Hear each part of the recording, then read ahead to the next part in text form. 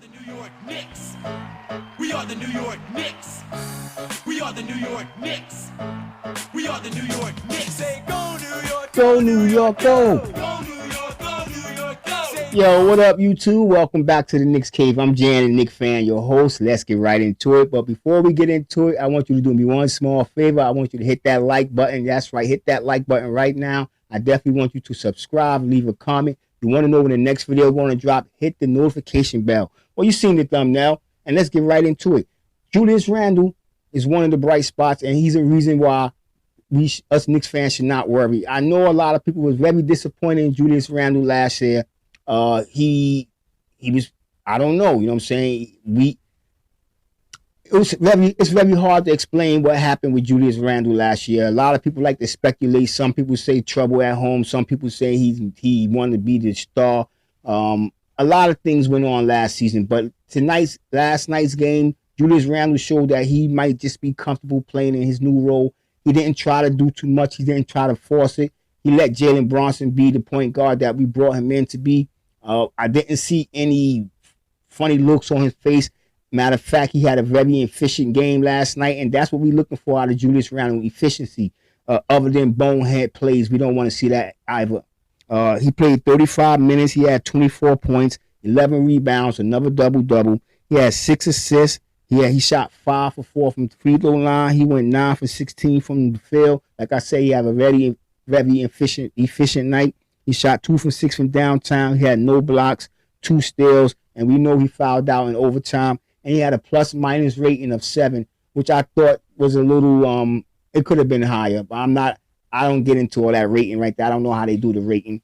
You can almost say Julius Randle had a perfect game. I know a lot of you would slap me across the head for even saying perfect in the same sentence with Julius Randle, but he played good last night. I mean, if he continued to play this way and stay within the system, we're not going to have a problem. We're going to make the playoffs. I'm saying, just put it like that. If Julius Randle continues to play the way he's playing right now, we're definitely going to make the playoffs. Number 2, Isaiah Hartenstein, a very sneaky signing by the New York Knicks. And one thing I'm glad that he wants to be here. It's not like he just came here for a paycheck. It's 2 years, $16 million.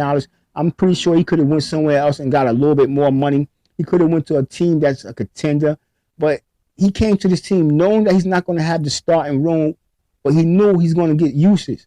And he got the uses in the Clippers. But like I said, it was a very sneaky signing, but a very good signing.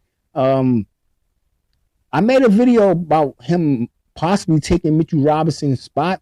I know the Knicks is probably thinking like, wow, if we wouldn't re-sign Mitchell Robinson to the $60 million, we could have signed this kid and probably brought in somebody different. But I really do like Hartenstein. He can stretch the floor.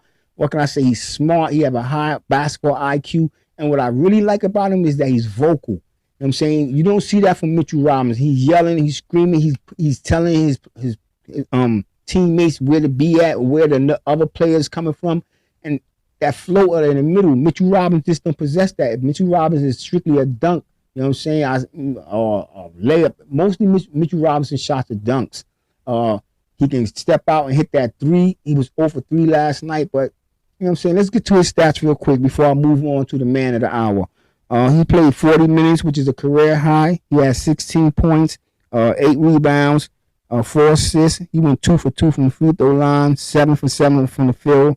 He shot 0 for 3 from downtown. He had 1 block, no steals. He had 5 personal fouls, but they were smart fouls because he ended the game without fouling out, and we went to overtime. And he had a plus-minus rating of 1. It could have been higher, in my opinion. But to the man of the hour, that man who everybody's enigma, what's Cam Reddish going to do? Is Cam Reddish going to have a breakout? That's what we've been hearing all summer long. And last night's game against Memphis, if he continued to play this way, the Knicks did it. The Knicks found their wing. You know what I'm saying? Maybe they can move him into the starting lineup, but not yet. Not yet. I like to see him come off the bench. And the only player I'm going to sacrifice for him right now is Quickly. Quickly's not playing the way he played last year. He had a bad preseason. And his first game, I don't know. I mean, I didn't check his minus plus ratings because he had a disappointing game. But Cam Reddish deserved to be in the rotation. If not the starting rotation, he needs to be coming off the bench. And I would like to see him, Isaiah Hartenstein, and Quentin Grimes play together. I think them three together will be a great defensive tandem. Would cause havoc for opposing teams' backup or their bench, whatever you want to call it. Cam Reddish did his thing last night. Let me hit you his stats real quick. He played 28 minutes. He had 22 points, 5 rebounds, no assists. He went 1 for 1 from the free throw line. He shot 9 for 15 from the field, which I find to be very efficient. He shot 3 for 6 from downtown, 1 block, 3 steals, 2 personal fouls, and he had a plus-minus rating of -1. See, I don't understand the ratings because he basically filled up the stat sheet. He kept the Knicks in the game. He's the reason why we went to overtime. In the first quarter, it was Julius Randle and Evan Fournier doing their thing for the Knicks. But then when he came out in the first quarter, you seen that he was ready to play. From the moment he got on the court, Cam Reddish was explosive. A behind the back move to the rim. He finished hard with a crazy dunk. I mean, where was this? I mean, we all know the potential was there, but the injuries was also there. And I'm hoping he can stay injury-free. I know no player go injury-free through a season. I mean, some can, but it's very rare. If he do get injured, I hope it's a small injury. It doesn't last long. But this man deserves to be in a rotation. And I think if Tom Thibodeau play this man more, give him more confidence, he will be more confident. And I think we will see even more greater things, better nights than what we seen last night against Memphis. That's just my opinion for Cam Reddish. He was great. You know what I'm saying? And with that being said, I want everybody to stay safe, stay healthy. God bless, and peace.